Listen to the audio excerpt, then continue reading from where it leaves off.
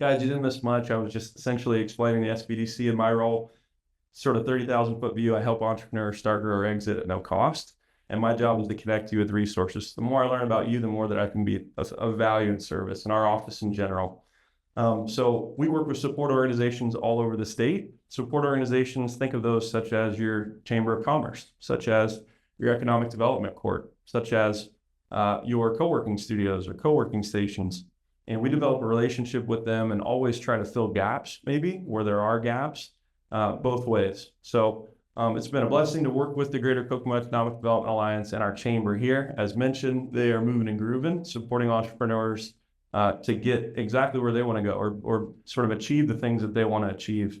Everybody's business is different, but I think that there's a ton of power in getting in the way of opportunity and getting connected in your ecosystem where you're at. So huge salute to everybody that's here digitally, showing up to learn some skills that I hope I can impart. And then also everybody here that's in person that you guys online can't see, salute to you for investing in your skills, investing in your business. I do want this to be very interactive. So as we start going through this, if you have questions, if you're online or offline here in person, raise your hand and ask, and we can jam out on that in real time. I'm a big believer that just applied knowledge is power, not just knowledge in general. So I really want to do some like hands-on going through some of this in real time and create some actionable sort of takeaways you guys can implement today, this week, this month for your business. Okay, so first things first, who the heck is this guy with an orange beard? My name is Tim Branyan. I've been a tech entrepreneur for a little over 13 years. We've built custom software tools for people all over the planet. And an example of one of those that we're building now is a credit repair tool that helps people analyze and understand where they're at with the bureaus and helps them sort of make an informed decision on if they can change sort of their credit numbers and sort of empower them as a consumer in the country. So really, really interesting tool there, all the way to custom CRMs and apps, whether they're for startups or for Fortune 50 companies or the Department of Defense. So my background had nothing to do with technology or development at all. I was a military vet. I was a police officer in the United States Air Force. I served about 6 years active there. One of the smartest choices that I made as a young guy was go and sort of get out of my situation here and go explore the world and develop some skills and meet some great people and make sort of service the priority. Let's see, I use AI every single day at a pretty high level. So whether we're using its API to create custom software solutions or automations for companies, or if I'm just using it to sort of customize an email, create blogs, research, ask questions. And I'm going to show you guys some use cases that I've used, and then some of my best tactical assumptions on ways that you guys can use it throughout your variety of different businesses that you have. So in order to best serve you, whether you're online or offline, please get out your phone and scan this. And this is going to ask, it only asks one question. So if you could just get your phone out, sort of scan this, it's going to ask you 4 questions. And then in real time, I'll be able to sort of gauge what everybody's experience level is with AI currently. And that'll really sort of set the stage for how I present and how deep we get into this. Because my chief aim really is to be a value and service to you, the business owner on this call. So take a quick, if you got a picture, just kind of look at that, open it up, and then start filling out your answers. And from there, we'll be able to see this in real time.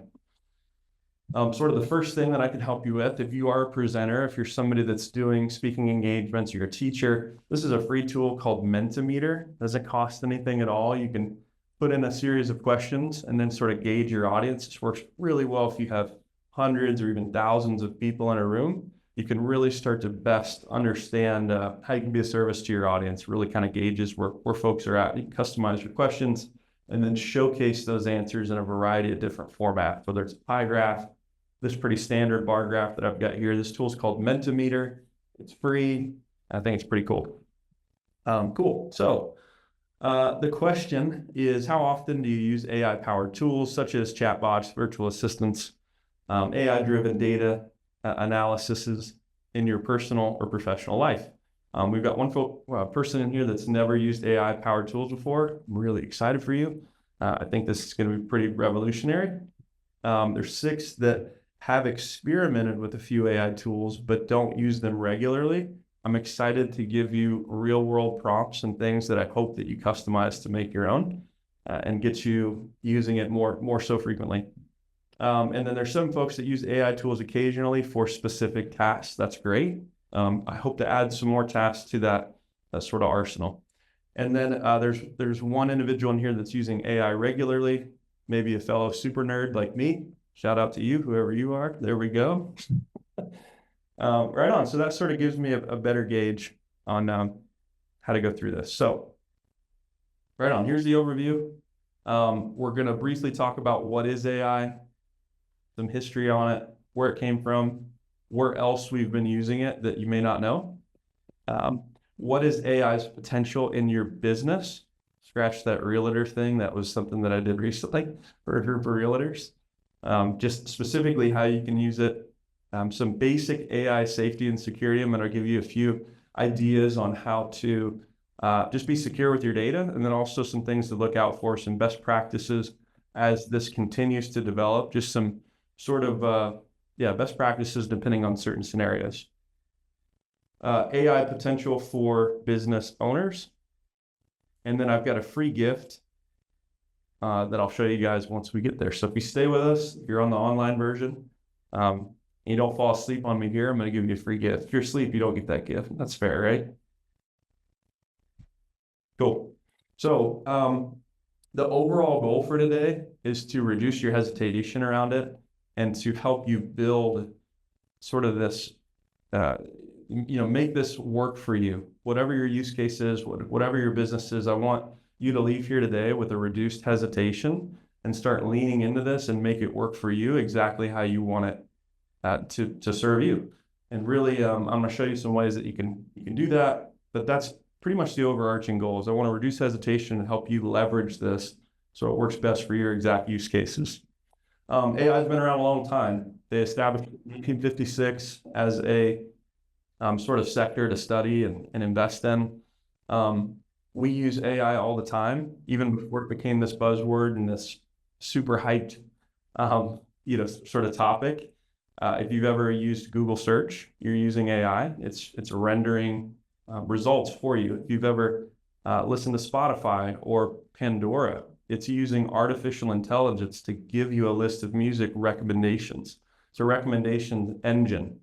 YouTube, right? Every one of us has a different sort of YouTube suggestions or category list based on what we watch, based on what we enjoy. And Netflix is the same way. So there's a lot of different areas that you've likely already been using AI. You just maybe didn't know. It's kind of incognito. The easiest way to sort of describe what it is and how it works, it's literally like having a super smart, always available assistant that can answer questions, generate ideas, and help with tasks instantly. It will be, this is kind of a piece that I just added today, it will be as good as your ability to ask with specificity. So when it gives you a result, and I'll give you some visuals for those of you who aren't, familiar users, when it gives you a result, your ability to ask it with more specificity for your ideal outcome will improve its abilities as an assistant to you. And that'll make more sense as I give some visuals. Cool. Moving right along. Here's a few potential areas that you can use it for. Routine tasks, market understanding, and improved communication. So these are just prompts that I'm sort of going to transition over to ChatGPT in just a second to show you. Like a routine task, right? Create a professional and engaging response to this customer review to enhance my brand, right? So how many of you have customer reviews online? If I show hands in here. Okay, so that could be a routine task. If every day somebody's leaving a new review and you have an ideal sort of response or tonality that you want to engage in those reviews with, or you want that reply, because what happens oftentimes online is that people are looking this up. I think the statistic is like 80% of people look you up online before they decide to do business with you. And even if it's a negative review or somebody's just totally out of whack, they're just sort of like slandering or upset at the world, you'll find that your ability to respond in a great tone might save you that sort of customer, might save you that sort of, it's going to highlight your brand and your tonality to the public. So having a system where you're routinely sort of responding to sentiment, whether it's negative or positive, is just a really good idea. So, and I'm going to transition over to ChatGPT to kind of show this in real time. But market understanding, identify key trends, opportunities, and challenges in my blank industry. Yeah, and then from there, I put in brackets, describe your business, because again, more specificity is going to help it work for you. And then the other one, real quick, improve this blog post for clarity, engagement, and stronger communication with my with my audience, right? And explaining who is your audience, what are they going through, where are they at, if they're geo-specific to your area, what's going on in their life. Because at the end of the day, when we're writing, or when we're writing captions, we're writing blogs, or creating content, we want to be doing so for our ideal client or customer in mind. We want to speak to their pains. We want to speak to their needs. Our ability, all business owners are paid in direct proportion to their ability to solve problems. And our ability to be empathetic to that as we're writing our blogs, as we're writing our captions, is going to enhance the outcomes that we get as business owners. So I'm going to switch over here to ChatGPT. I was testing some stuff before I came in here. I'm going to give kind of a quick overview we had a couple folks online and offline that had never seen or used AI before. There are a multitude of different AI tools. Today, I'm going to be focusing specifically on ChatGPT, but there is Gemini, there is Grok. This is Elon Musk's version. There is Perplexity.ai. There's Microsoft Copilot, and there is Claude. At the end of this, I'll share all these links so you have them. But for today's purposes, we're going to be using ChatGPT, which if you want to follow along, if you're online or offline, you can simply go to OpenAI in a Google search, and it's the top one right here. So openai.com, you'll select that and it will have you register. And then you'll see a screen similar to this. This is your chat canvas. So what I'll do, I'm going to go back to these prompts. This will make a little bit more sense. I don't have that, so let's see. Here we go, we'll use this one. So over here, I'm just going to paste this prompt, right? Identify key trends, opportunities, and challenges in my industry, which is, let's see, what industry? Let me shout out an industry. Landscaping. My buddy over here at a landscaping company, which is landscaping. We serve Howard County, Tipton County, and the surrounding 50-mile areas. What's cool about this, if you're not a good speller like me, it knows, and it's gonna edit it or fix it for you. What's that? It should, yeah. And if not, it'll be a perfect sort of training. The question was, will it know Indiana? And if it's not pulling in Indiana, we'll be able to see sort of the results that it gave us and then sort of be able to critique it. Or I could then go in and ask, you knew that this meant Indiana, right? And sort of render that. So the question was, identify key trends, opportunities, and challenges in my industry, which is landscaping. We serve Howard County, Tipton County, and the surrounding 50-mile area. I should have and could have probably put Indiana or zip codes to make it more specific. But this is, if you were watching what happened, it rendered it immediately. And it updated the memory. I'll get into some of that too. It's actually thinking that I'm involved in landscaping, so I'm going to have to edit that for my own use. So what it's doing is the key trends in landscaping in Howard County, so sustainable landscaping, outdoor living spaces. There's a demand for patios, fire pits, pergolas, and outdoor kitchens. It's starting to grow. We could take that deeper dive. We could ask why or what's happening, what's going on, that these are starting to become more exciting. Was there a video? Was there some sort of documentary? Is it the weather? Low maintenance landscaping. Clients are looking for low maintenance, drought resistance, and perennial heavy designs to reduce ongoing upkeep. Sounds like me. I don't want to necessarily have a whole bunch of obligations with those. Let's see, opportunities for growth, right? So this is giving you a whole sort of a whole landscape. It's answering this question that we asked. The cool part is if I wanted to get back in here and sort of ask it more questions, just like it was an expert, it would render that for me. So for the folks that were brand new that have never seen this before, it's literally that simple. You can go back and sort of talk to this. If I wanted to create a whole new chat, I would simply click on new chat. But just to give sort of a quick lay of the land in ChatGPT in general, I'm going to make this super quick. So in the top left side, you've got your own personal GPTs or GPTs that you found from the market. Think of this kind of like the App Store. So I could go I click on GPTs and I could see other popular apps that people have created for X use case. It could be the top picks. You can see Expedia, video AI, website generator, PDF, chat. Yeah, so I guess this document assistant, upload files, etc. You can see what's trending in here. You can look up specific GPTs for writing, right? I'll let you guys sort of read through here. You can look up specific GPTs for productivity. You can look up specific GPTs for research and analysis, and it'll show you the top 6 in each one of these categories. And then you can look up education, lifestyle, or if you're a programmer, you can look up specific programming languages and have a conversation about programming or dialing in certain code aspects, quality assurance, things of that nature. The other thing you can do is search. So just like you would a Google search or the App Store, you want to search for a specific GPT for your use case.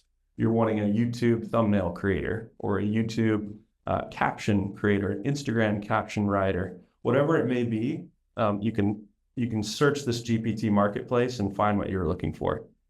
The other kind of cool part is you can make your own. So some of the ones that we made in our center have to do with proposal writing. I'll sort of show my GPTs. So we built a GPT that helps folks write grants here in Indiana. It's an assistant that'll help you sort of spit out grants, and it's been educated and programmed with some of those specificities and some of the information based on what we had at the SBDC Center. We sort of gave it that information so it could advise or assist as somebody's building a grant. Indiana Business Planner, it's like having your own sort of digital advisor where you could ask it questions. It's going to ask you questions back and help you start planning out your vision or business plan. And then Indiana Proposal Helper, this helps folks that are submitting an RFI or an RFP, request for information, request for proposal, to then submit if it's, let's say, an Indiana state contract. So what's cool about these is you could build these, like everybody has a certain level of subject matter expertise in their niche. So like my friends over here that have a landscaping company, there's nothing really stopping you from going and creating your own GPT. You could go in here and create, and then from here you can name your GPT, describe it, give it certain instructions on how you want it, things maybe you want it to avoid, things you want it to do, the tonality of its conversation. The more information that you can start to program into it, the better the outcome it's going to have for the folks interfacing with it. So really cool way, and it doesn't require any code at all, which is super interesting. You don't have to know code at all to sort of give it information about the topic that you want it to help people with. So super cool. And then you can take that, gets a little bit more advanced. You can take that custom GPT and host it on your website or share links to it. It can be an additional resource for your clients to use that just sort of edifies you as a business owner and gives you this sort of prestige to your market. Something to consider there. That's possible. I just want to sort of highlight GPTs, what they are, how they work.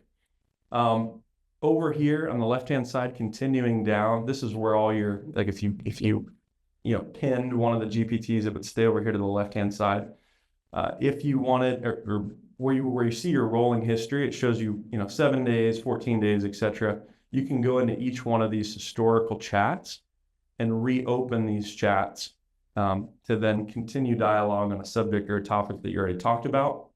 Some people are really organized in this. I'm not. I'm kind of using it all the time for a variety of different, outputs or outcomes that I'm looking for. If you want to get organized with your chats, you definitely could. It's probably a better play, just so you're continuing to converse on these specific topics, and it's just going to get better and better, sort of serving you.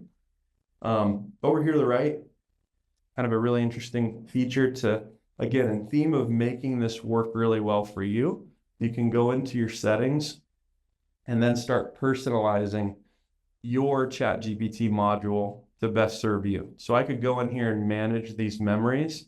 I'm not quite sure what it's going to pop up, so I'm not going to open this live, but so you know, I use this all the time for a variety of different things, and it's learned about me, and it's learned how to better serve and help me. So what I'll kind of paint this picture what happens. If you click on Manage Memories, it's going to show you what it knows about you, what it knows about your sort of desired prompts that you're asking about. It'll know about my business. It'll know about my personal life now, my family and whatnot. And you can sort of change those memory knowledge bits in your own GPT module and start to, really sort of make it work better. Maybe it only has a little tidbit about information, or maybe some of it's not as accurate as it could be. The more information that you sort of share with it or critique it, the better it's going to be at helping you. And let's see, I know there's a cool way to get into general. Okay, let me find this because this is kind of a cool piece. In terms of edit your memories. Yes. So if you select personalize and click on manage your memories, it'll pop up all the things, like I said, it knows about you. What I'm looking for is giving it like sort of a persona. It may have changed it. And just so you guys know, this is improving and changing faster than I've ever seen anything change. And it's getting better and better, which is really cool. So this is on your feed. You can connect your sort of existing platforms with it. So it can start to pull from those resources. So if I added my Google Drive and gave it access to certain folders and whatnot, real quick, kind of what's happening now in the world of like OpenAI, ChatGPT, the AIs in general, is they are starting to operate tasks. They're getting so good, and you basically give them permission into some of your resources or tools. And what will happen is you give it a high-level overview of what it is that you want to accomplish, and it will access those resources and then do those tasks and then show you its proof of completion. And you can either approve, deny, or edit that. So that's kind of where things are going now. It's in beta now. It's called OpenAI Operator. And I think it's kind of pricey. It's like $200 a month. But what's really interesting, you think about something that's able to produce those results for you at only $200 a month. It's going to save you a lot of time and potentially resources to have that, active assistant. Cool. So let me check this out. That's kind of where things are going right now. I've seen a lot more information and, more tools and trainings on like the operator piece of it. And it's pretty fascinating what it's able to do as far as booking appointments or managing a calendar or helping you sort of get the lay of the land on your day and beyond. Cool. So I think, let's see if I can get into this real quick. There we go. That's what I was looking for. Okay. So in the theme of sort of customizing this, sort of continued, what should ChatGPT call you? You could have it call you my Lord. You could have it call you buddy, homie, whatever you want. You could have fun with it. What do you do, right? What do I do? Well, I own a software company. I do X, Y, Z. Again, more specificity, the better. This is going to know how I'm going to use it. It's trying to get a customized sort of look and feel of who I am and what I've got going on. What traits should I have, right? This is asking for itself. If you ever get lost in this, you can hover over what these are. They're called tooltips, and you can sort of get an overview on what, sort of what it's asking you to put in here. I want you to be chatty. I want you to be witty. I want you to be straight shooting, right? You could collect these and it'll sort of auto populate them for you, or you could write out your own. How do you want it to best serve you? Is there anything else that ChatGPT should know about me, right? What are some personal things? What is my tonality when I talk to people? What would be important for an assistant to know about me and my life, right? So think through that as you're filling that out. And then you can click on the advanced, and then you can describe, if you have a premium account, you can give it sort of advanced features, right? Do you want it to search the web? Do you want it to be able to produce images? Do you want it to be able to write code for you? Do you want to collaborate with it on this sort of Canvas feature? Do you want it to be able to use your voice or listen to your voice and respond via voice? You can do that as well. real quick on that topic, since I mentioned it, what's the difference between premium and free and cost? Per their terms of service, they claim that if it is a free account, they can use your data that you put in. It's a little bit slower. You may have to wait for usage times to decrease. You may not get, sort of premium bandwidth. The pro version of ChatGPT currently, I think, is $20 a month. And they claim that it makes it a lot faster. You get unlocked access to its additional abilities I was just showing, searching the web, doing image creation, priority sort of bandwidth, so you're not hitting lag times or lag spikes. And they claim that they don't use your data or resell that data. Take that as you wish. A typical rule of thumb is if it's free, you are the product.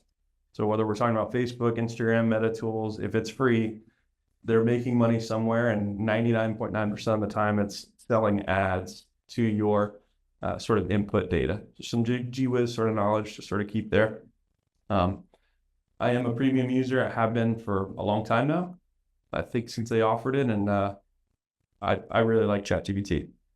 Cool. So I'm going to jump back into this. This was kind of a 30,000-foot view on what ChatGPT is, how it works. And I just wanted to show one prompt before we get into some others.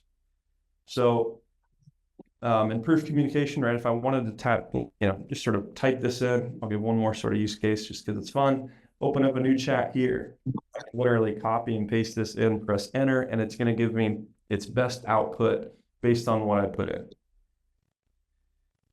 I could ask, this is kind of a save all. Ask me any questions you need to do this for me. Right, so now it's telling me exactly what I need to do. Well, I need to put my blog in there so it can actually read it and help me get, clarity, engagement, or stronger communication. So if I wanted to, I could go, to my website, find my blog, and literally just copy it, go to one of my blogs. I wrote an article about Willow, which is really cool. I think it's sort of cool. And I can grab all of this, right? Grab this whole blog, if it'll let me scroll. There we go. Slowly but surely, come on. So grab this whole blog, copy that, go over here, paste it, and then now it knows to do the command that I was sort of asking.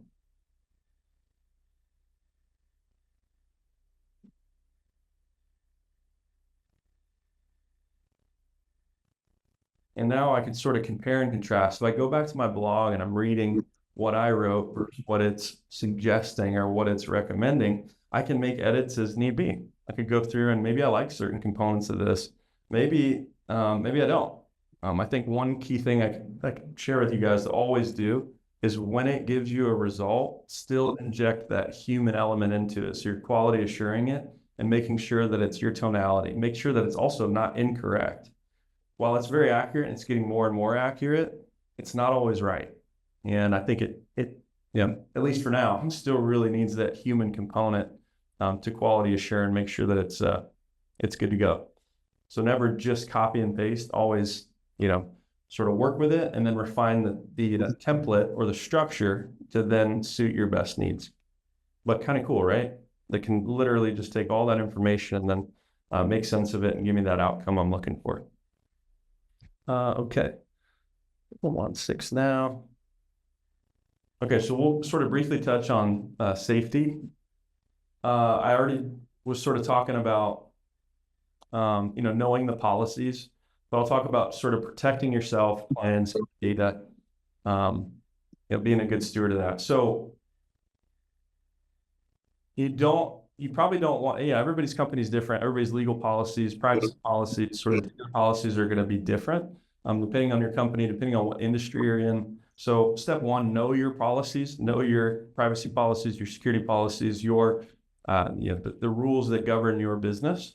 A good rule of thumb is use dummy data. If you're going to be putting in CRM data or customer data and you're looking for an ideal outcome, you don't necessarily have to put their real phone number in. You don't have to put in their real name. You don't have to put in their real email address. You can sort of use the John Doe, information there in place of that personal identifying information, or fill in the blank. If there's any sort of classified information, you probably don't want to put that in. Unless you own the server, unless you have a whole security policy that allows that. Use reputable tools. I just shared several tools that are available in the market now. You've got ChatGPT by OpenAI, you've got Gemini, you've got Grok, you've got Perplexity, Microsoft Copilot, Claude. These are known ChatGPT module or AI modules, large language modules, backed by really big reputable brands. There are some that are here today, gone tomorrow. There's some that don't have your best interests in place. You don't necessarily want to plug in your information or be using a tool that's, it's got ill intent. So use some of the bigger brands. The ones that I just mentioned should be good. I already talked about knowing the policies and the terms, right? If it's free, you are the product, and that's pretty standard across the board. Again, whether we're talking about Instagram, whether we're talking about LinkedIn, whether we're talking about whatever the tool is, if it's free, then you are being monetized on. So this next one, this HEAT acronym by my friend, Dr. Ann Mahadi. There's a lot of things happening like with deep fakes. I wish I had a video or an image of one. They're getting really good. Has anybody seen a deep fake yet? Like an image or videos where, so like what's happening now is still like that sense of urgency when somebody's calling, but it's not your granddaughter. It's not your spouse. It's not a loved one. It's somebody that has ill intent that sounds just like them. And your heart rate's going to get going and you're going to get nervous, and you may Western Union somebody some money or write the check or send the money. Before I get into the HEAT acronym, there's one thing that we did in the military, and then one thing that we do in our family too is just have sort of an authentication word. So my wife knows if she gets a phone call and it sounds like me and I'm panicked and something's bad, that she knows me to pass me, railroad, right? And I'll have to say Jupiter in order for her to authenticate that it's actually me, because AI is not going to know our safe word. Now it will, but now I have to change my safe word, dang it. And you can do this thing with like number sequences. So it's like, if we know our number is 12 and she passes me 6, I have to authenticate with a 6 in order to reach that number 12. And now I've just authenticated my family member that, hey, it is me.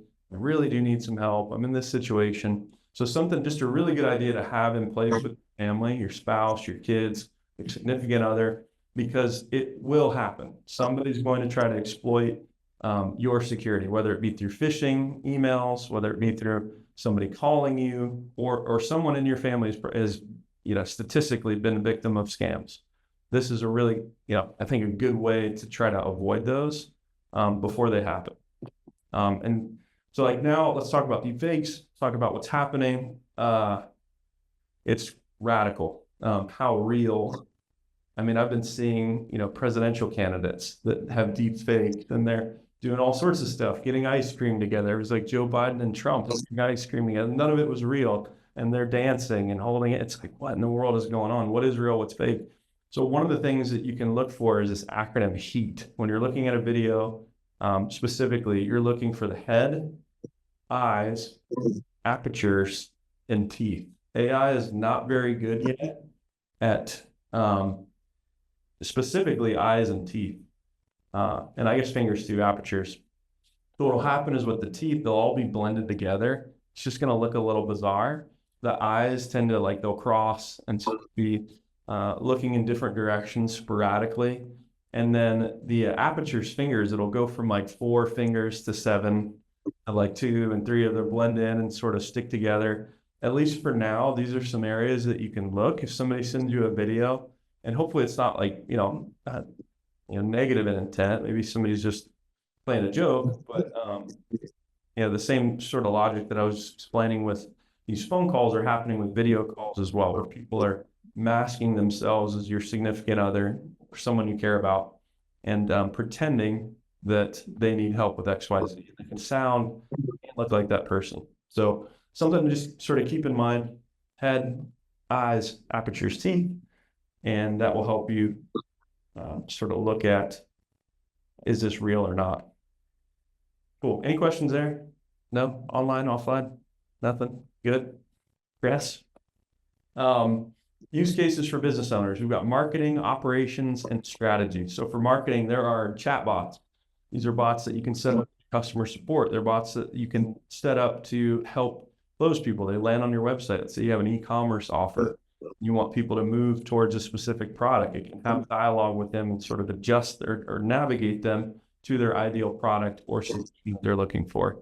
Copy editing, we looked at that just a little bit. So blog writing, I showed you guys an example prompt where it spit out a new variation of that blog. You can get very intricate with that as far as the tonality, or, writing this blog as if you are, fill in the blank in your industry. Who's the expert or an amazing blog writer in your industry that you like? And then content creation, it's getting better at this. I'm being honest, not none of them are really amazing at this just yet, but you can make logos, you can make sort of captions, you can make photos and things of that nature. It's not very good at making like diagrams yet, but they're claiming that that's going to get better in the next update. So you can make content with it simply by asking, and I'll show you guys that in a minute. Ideation, it's really good at this. If you want to springboard ideas back and forth, hey, 10 business names for my pet grooming company in Howard County, Indiana. It will give you 10 ideas that you can start sort of brainstorming it with, right? Start giving it specificity and help you sort of create names or create product pricing or create product sort of descriptions. It's very good at sort of bouncing ideas back and forth.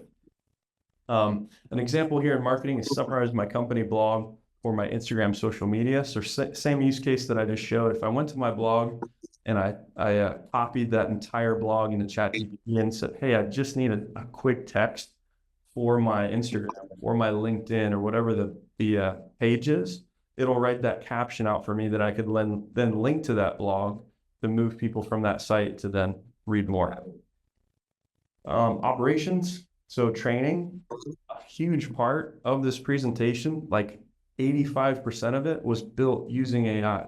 I simply told it who I am, what I'm doing, who I'm going to be interfacing with, and then asked it to create a structure that would help me best serve X audience.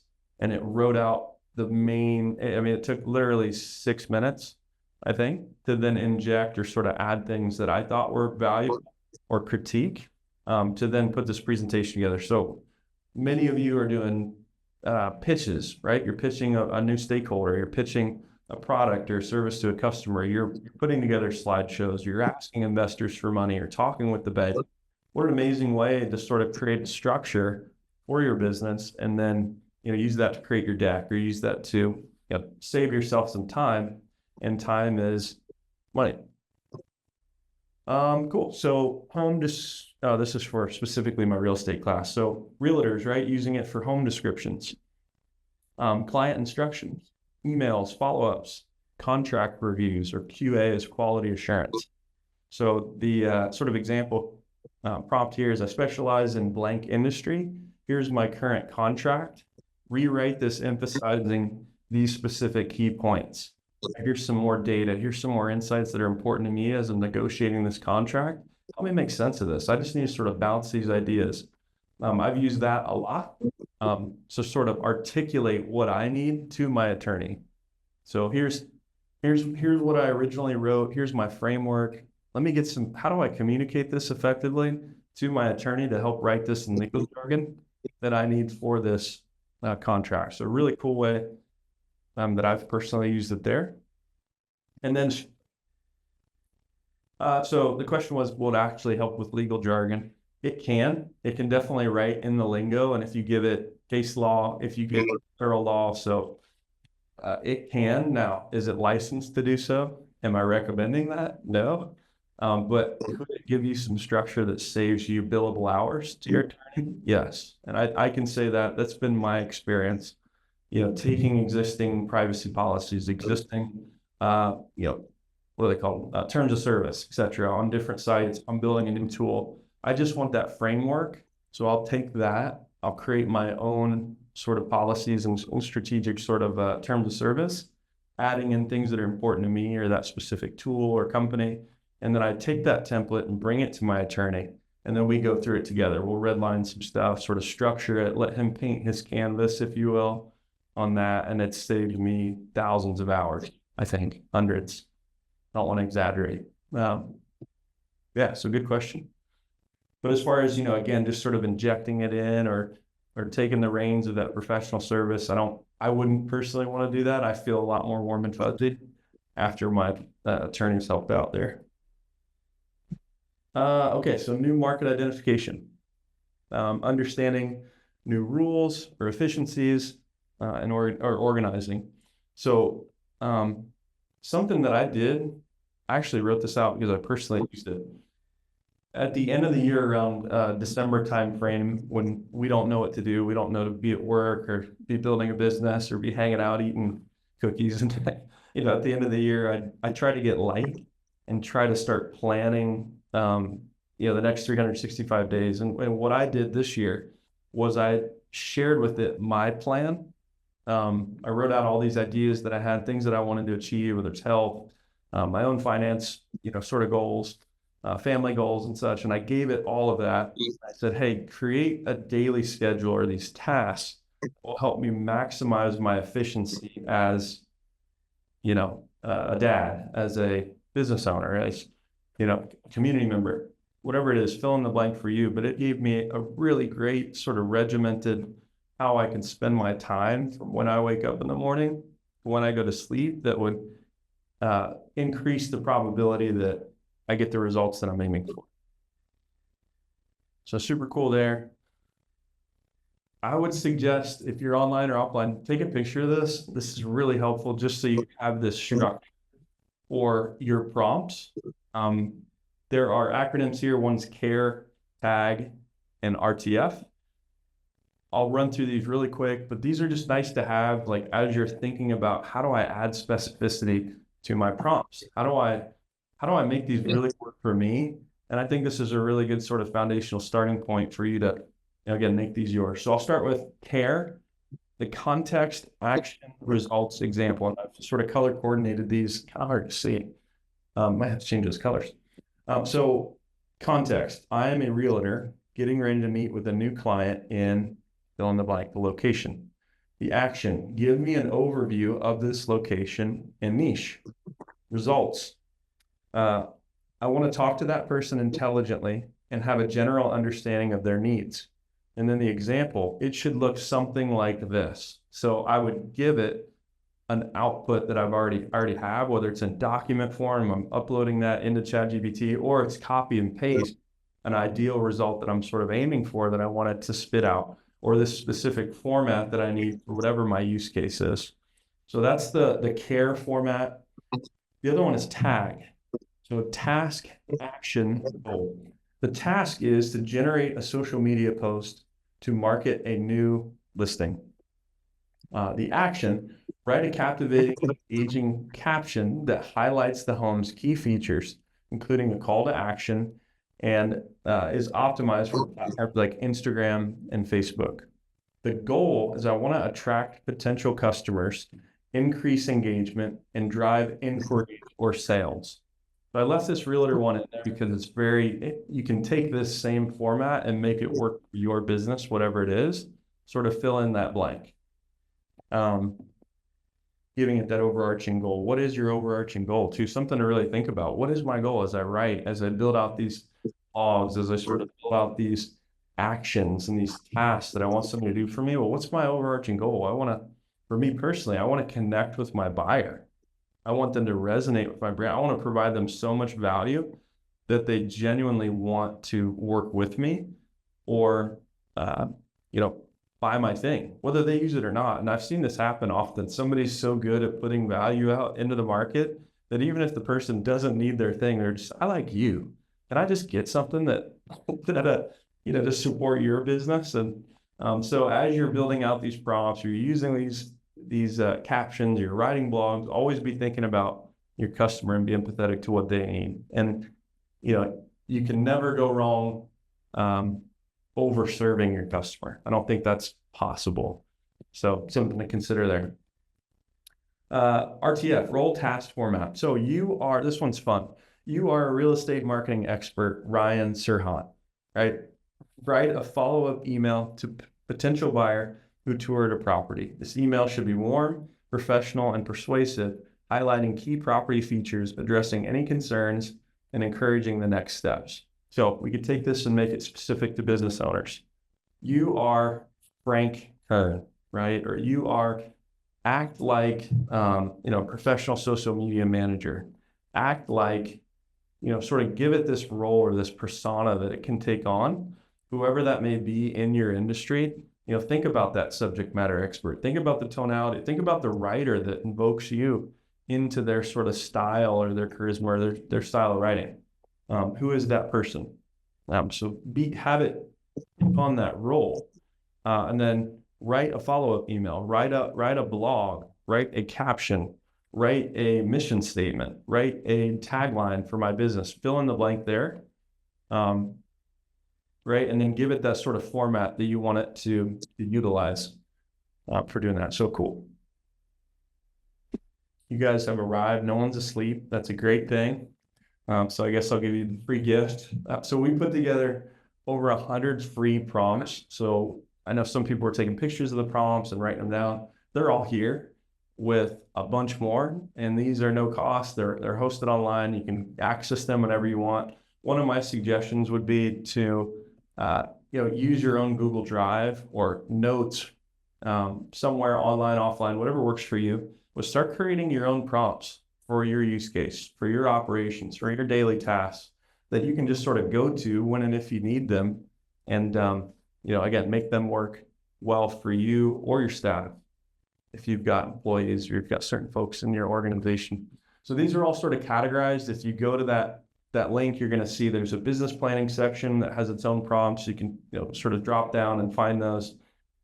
There's some educational purpose only legal and regulatory sort of information in there that you can use and sort of, again, critique or work with a licensed professional. There's financial sort of questions and prompts in there, as well as some of the operations, marketing, and creative prompts too. Any questions so far for me? Running again? Okay. Here's ones that I use. So as a business advisor, there are times that I'm sitting down with someone and I have no idea what it's like to be in their business. I've never ran a landscaping company before. So if I was to sit down with you guys, and I keep picking on the landscape, I'll show you here.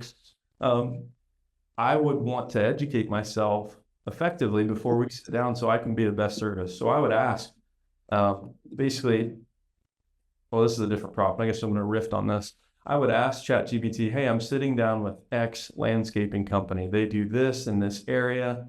I'm a business advisor with the SBDC. I want to best help them. Give me 5 questions as well as 5 talking points that we could discuss that would be relevant and beneficial for that group, for that company. Sort of fill in the blank. And I think that prompt, or that, at least this concept, would be really beneficial for anybody that's a business owner in this room or online. Who are you meeting with that you need to be prepared to meet with? Are you getting ready to get on a really big sales call? Are you getting ready to close on a new big deal for yourself? You want to like how can you best show up before the meeting even happens? How do you get your mind right? How do you, what are these great questions that you get asked that would invoke, that collaborative communication? Prepping with ChatGPT or whatever AI platform you use has been a game changer and super helpful. So when I show up to meetings, I'm way more educated than just running into it blank. And it takes literally, 30 seconds to fill in the prompt, get sort of this roadmap on how I'm going to show up, what questions I can ask. And then what often happens is I learn more about that company. And yeah, that's great.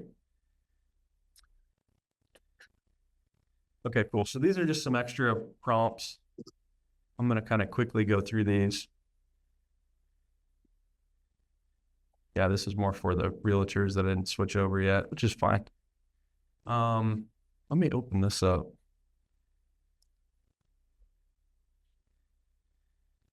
Open up my other Canva. There we go. Audio viewing. Timeout. I've got 3 different ones. So I've been doing a lot of different presentations for a wide variety of different business owners. And there we go. Cool. So this is the one that actually I was going to use today. Perfect. Okay. So these are really good. I wrote these out and I kind of saved my own. And when I come up with a good prompt, I like to just sort of save it. I have a photo area, or if I see them online, I just have this sort of database where I can go back to it if I need to. I try to categorize it by like section or the niche that I could use that, specifically in. But this is really cool. This is a campaign creator. So develop a multi-channel campaign strategy to launch, fill in the blank. What is your product? What is your service? What is this special promotion that's happening? Including timelines, content theme, and coordination across X platforms. And being specific in the platform matters, right? How we act on TikTok is vastly different than how we act on LinkedIn. And Instagram, right, is different than Facebook for the most part. So this is a funnel designer. Create a complete marketing funnel strategy for X product or service, mapping specific content and touch points for each stage of the buyer's journey.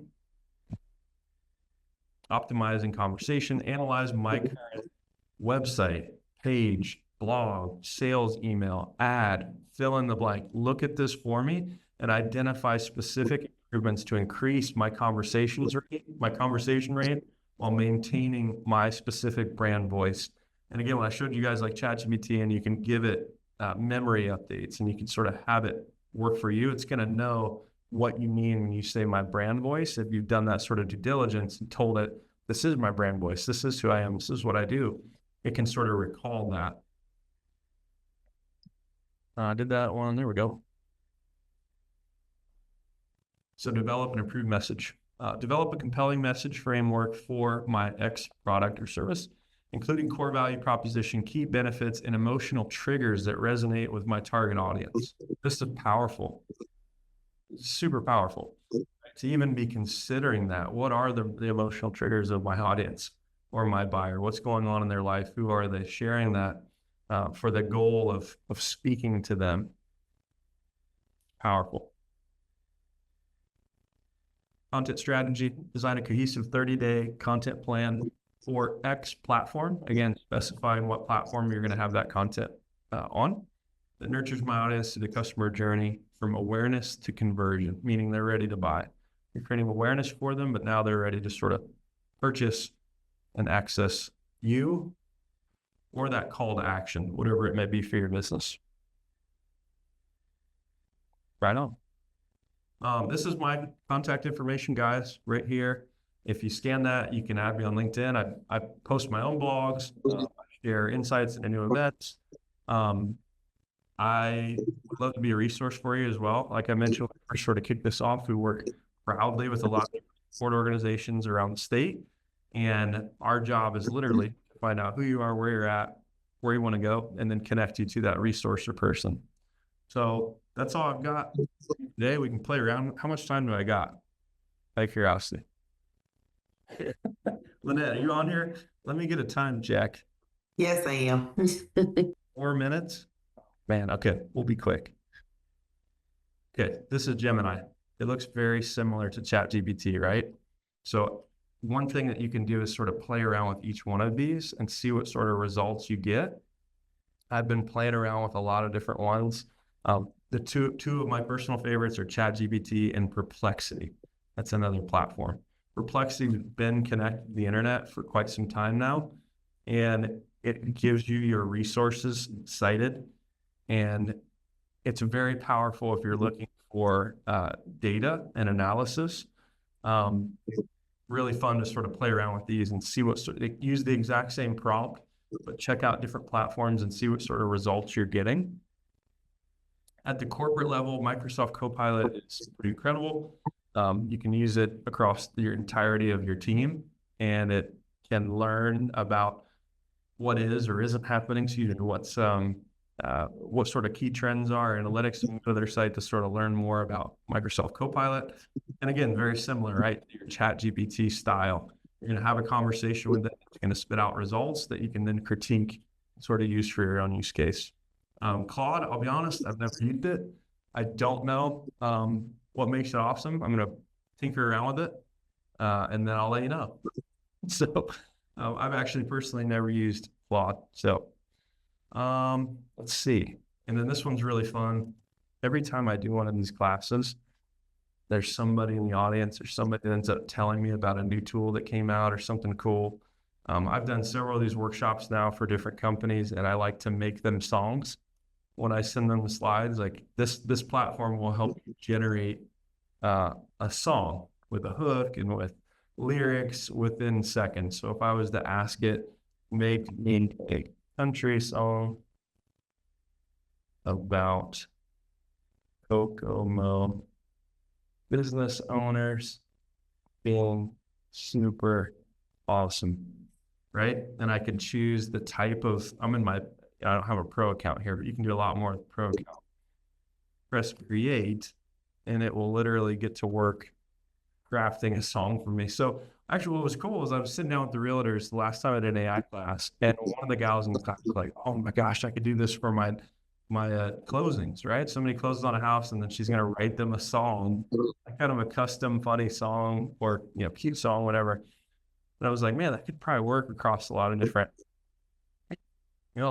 use cases. If you want to write your customer a song, or you're trying to get somebody to do business with you, we'll write them a song, a message on LinkedIn. Okay, heroes of Kokomo. I don't know.